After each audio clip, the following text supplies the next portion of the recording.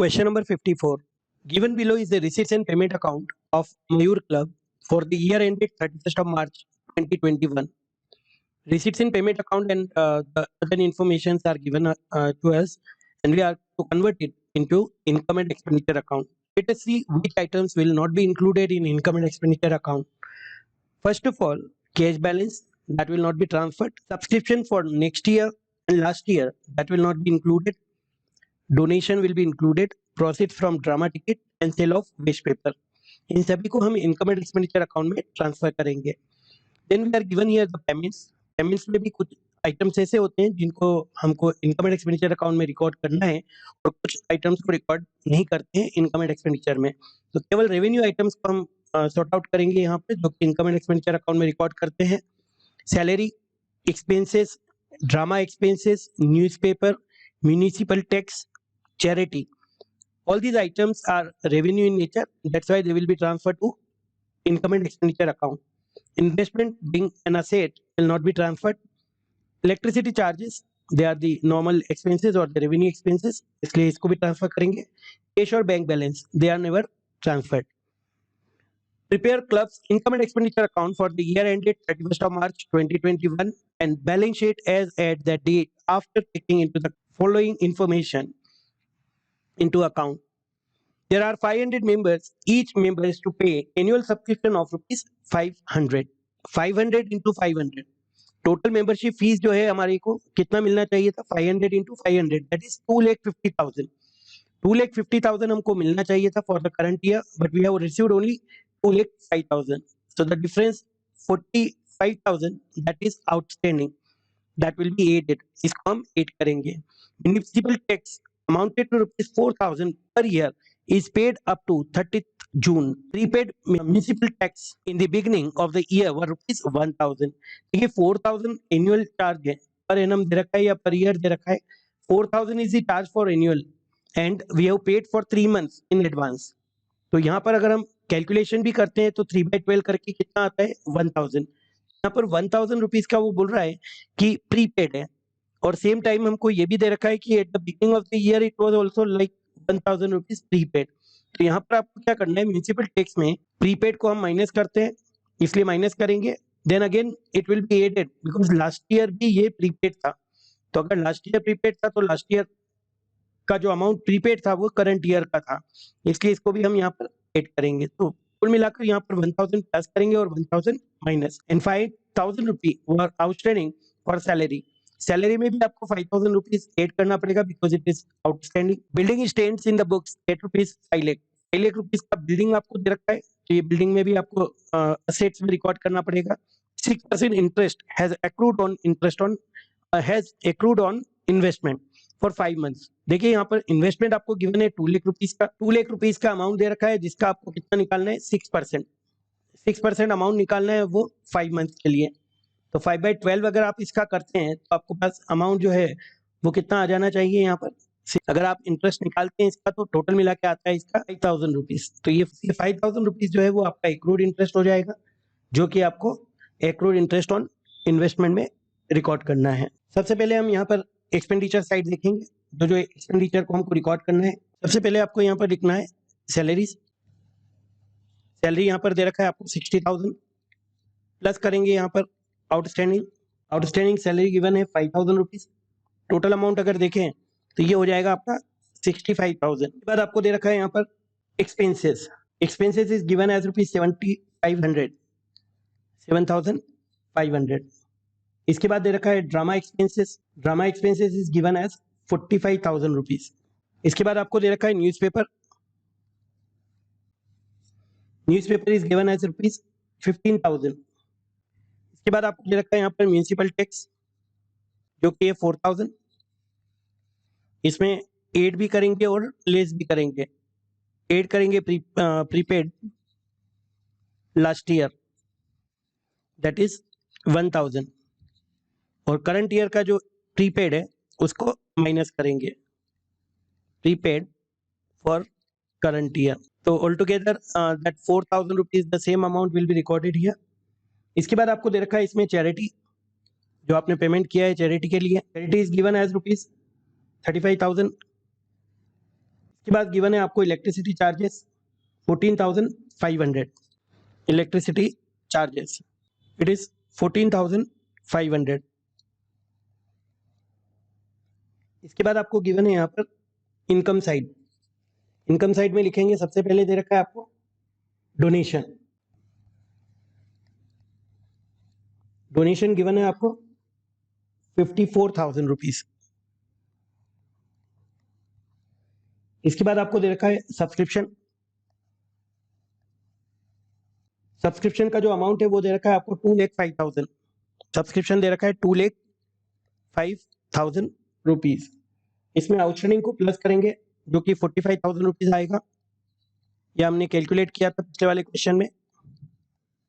Total amount होना चाहिए यहाँ पर 2,50,000, 500 members each paying 500 rupees, it means 2,50,000 should be the total amount, but we have already received 2,05,000, so 45,000 यहाँ पर क्या हो जाएगा, आउटस्टैंडिंग अमाउंट हो जाएगा।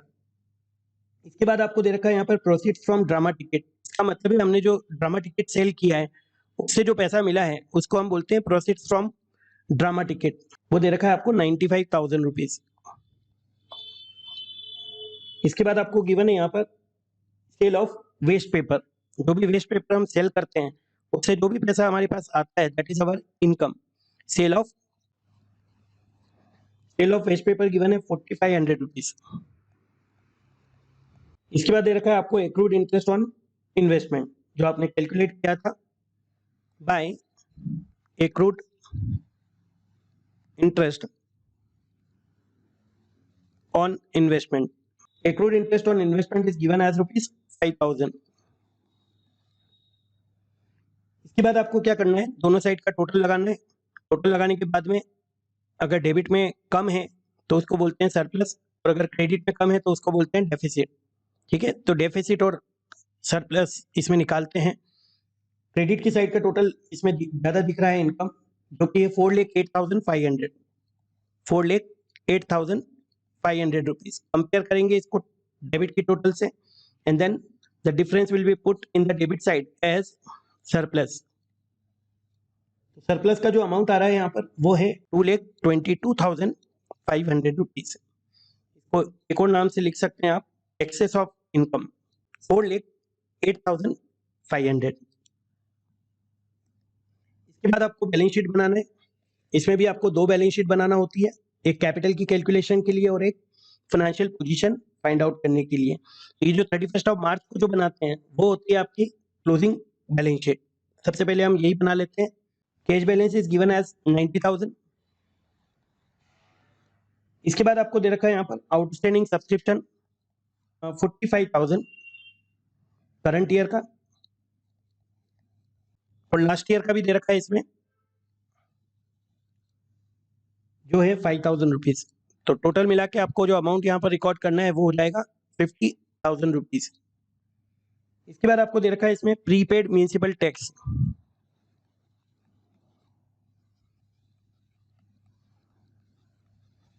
prepaid municipal tax is given as rupees 1,000 at the beginning also at the end also। then हमको यहाँ पर given है accrued interest on investment, accrued interest on investment, accrued interest on investment जो हमने calculate किया था यहाँ पर जो था 5,000 रुपीज। इसके बाद आपको दे रखा है यहाँ पर investment, investment is given as rupees 2 lakh, और बिल्डिंग गिवन था यहाँ पर 5 लाख रुपीज का।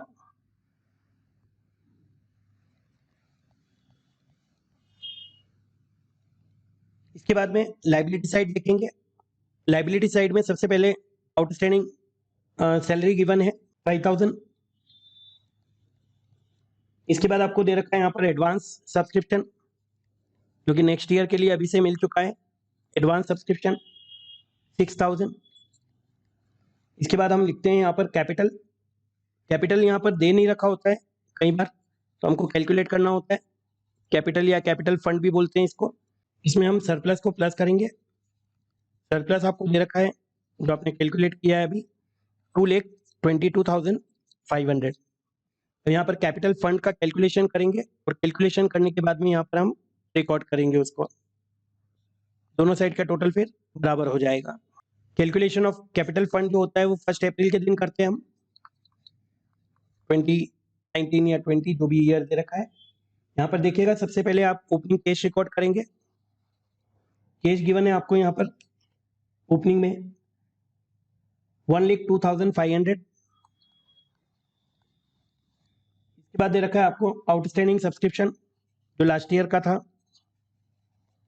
देखिए आउटस्टैंडिंग सब्सक्रिप्शन आपको जो दे रखा है रिसीट्स एंड पेमेंट अकाउंट में दे रखा है कि 4,000 लास्ट ईयर के लिए मिले हैं, जबकि एडजस्टमेंट में दे रखा है कि 5,000 still outstanding for the last year. इसका मतलब है लास्ट ईयर का टोटल अमाउंट जो ड्यू था वो कितना था आपका 9,000 रुपीज। इसके बाद आपको दे रखा है prepaid municipal tax, prepaid municipal tax ये था 1,000 rupees at the beginning as well as at the end, तो दोनों जगह लिखना पड़ेगा। इसके बाद आपको दे रखा है इसमें बिल्डिंग आपने अभी नहीं परचेज किया है, ये पुरानी बिल्डिंग आपके पास पड़ी हुई थी 5 लाख रुपीज की। इन्वेस्टमेंट जरूर आपने इसी साल किया है इसलिए ये ओपनिंग में नहीं आएगा। कैसे पता चलेगा कि कोई असेट हमने इसी साल परचेज किया है? अगर वो असेट्स आपको रिसीट्स एंड पेमेंट अकाउंट में दे रखा है, इसका मतलब इस साल हमने पेमेंट किया है और इसी साल हमने परचेज भी किया है। दोनों साइड का जो डिफरेंस है, क्योंकि कोई लाइबिलिटीज नहीं दे रखी है तो डिफरेंस जितना भी होगा वो सब कैपिटल फंड में आ जाएगा। तो 6,12,500 का टोटल है आपका असेट साइड का, और ये पूरा का पूरा आपका क्या हो जाएगा कैपिटल फंड 6,12,500। अब यहाँ पर 6,12,500 हमने कैलकुलेट किया था कैपिटल फंड को, तो यहाँ पर प्लस कर देंगे और प्लस करने के बाद में इधर की अमाउंट आ जाएगी आपकी 8,35,000। अब दोनों साइड का टोटल लगाएंगे जो कि हो जाएगा 8,46,000।